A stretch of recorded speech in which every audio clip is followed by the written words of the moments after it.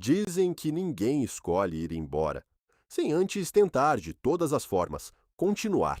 Mas no caso de Noélia Castilho, talvez a verdadeira pergunta nunca tenha sido sobre a morte, e sim sobre o quanto uma pessoa consegue suportar antes de desejar apenas silêncio. Porque Noelia não começou a morrer no dia em que partiu. O que acontece quando a dor se torna maior do que a própria vida? Talvez ela tenha começado muito antes, no momento em que sua vida foi atravessada por algo impossível de apagar. Noélia Castilho Ramos nasceu no ano 2000, na Espanha. Cresceu como tantas outras jovens, com sonhos simples, desejos comuns e uma vida inteira pela frente. Nada em sua história parecia anunciar o que viria depois. Mas tudo mudou em 2022. Foi naquele ano que sua vida deixou de seguir um caminho comum e passou a ser marcada por uma sequência de acontecimentos que mudariam tudo. Noélia foi vítima de uma violência extrema, um episódio brutal que não afeta apenas o corpo, mas deixa marcas profundas na mente, na alma e na forma de enxergar o mundo. Depois disso, o tempo não trouxe alívio, porque existem dores que não passam. A rotina deixou de ser simples, os dias ficaram mais pesados e a vida, aos poucos, começou a perder o sentido que antes tinha. O trauma não era algo que ficava no passado. Ele voltava, nos pensamentos, nos silêncios, nos momentos mais inesperados. E foi nesse cenário, de dor constante, invisível para muitos, que Noelia começou a se perder de si mesma. A tristeza se aprofundou, o vazio cresceu e a esperança foi ficando cada vez mais distante, até que, em um momento de desespero extremo, ela tomou uma decisão, uma tentativa de acabar com tudo. Foi um ato impulsionado por uma dor que já não cabia mais dentro dela. Mas a vida não terminou ali. Ela sobreviveu, e a partir daquele instante, tudo mudou novamente. A queda não levou sua vida, mas levou sua liberdade. Noélia sofreu uma lesão medular completa e ficou paraplégica. Da cintura para baixo, nenhum movimento. O corpo que antes carregava sonhos, agora se tornava uma prisão. Mas o que veio depois foi ainda mais difícil. Vieram as dores, dores intensas, constantes, inexplicáveis para quem nunca sentiu, dores neuropáticas, profundas, que não desaparecem com remédio, nem com descanso, nem com o tempo. Era uma dor que simplesmente existia todos os dias, o tempo todo. Os médicos descreviam como um sofrimento contínuo, sem perspectiva de melhora. E aos poucos, a dor física se misturou com algo ainda maior, o cansaço de viver, porque não era só o corpo que estava ferido, era a história, era a memória, era tudo o que ela havia vivido. Enquanto o mundo seguia em frente, Noélia permanecia presa em uma realidade que não escolheu, uma realidade sem alívio.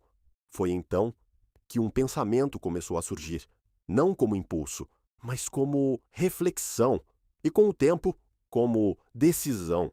Noélia pediu o direito de partir, não por desistir da vida, mas por não suportar mais a dor. Na Espanha, a injeção é legal, mas cercada por regras rigorosas, nada acontece rapidamente. Cada pedido é analisado com extremo cuidado, e no caso de Noélia, isso se transformou em uma longa batalha. Foram cerca de 20 meses, mais de 600 dias, dias de exames, avaliações psicológicas, laudos médicos, entrevistas, dias em que sua dor precisava ser explicada, comprovada, medida, como se fosse possível medir o sofrimento de alguém.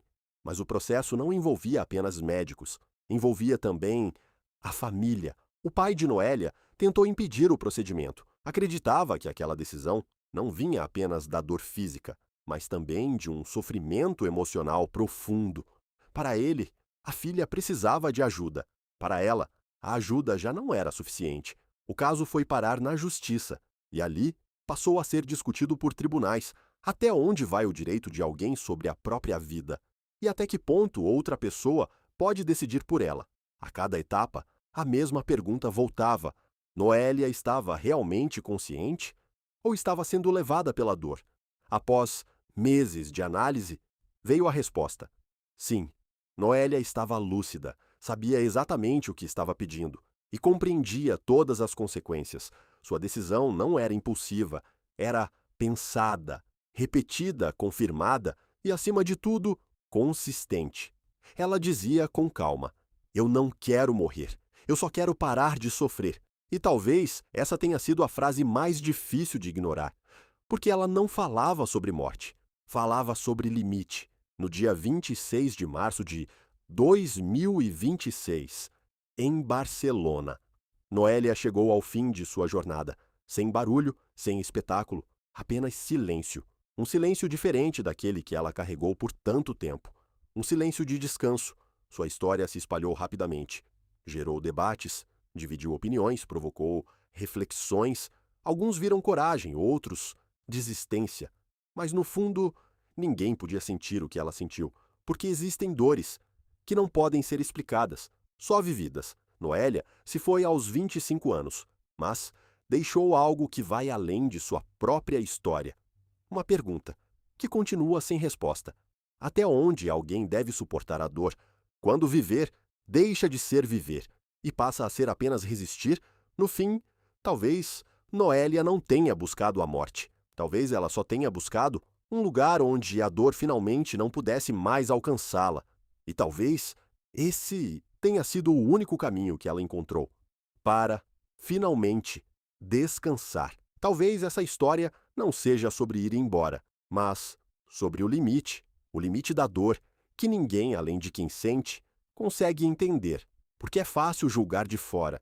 Difícil é viver aquilo todos os dias. E quando viver, deixa de ser viver e passa a ser apenas resistir.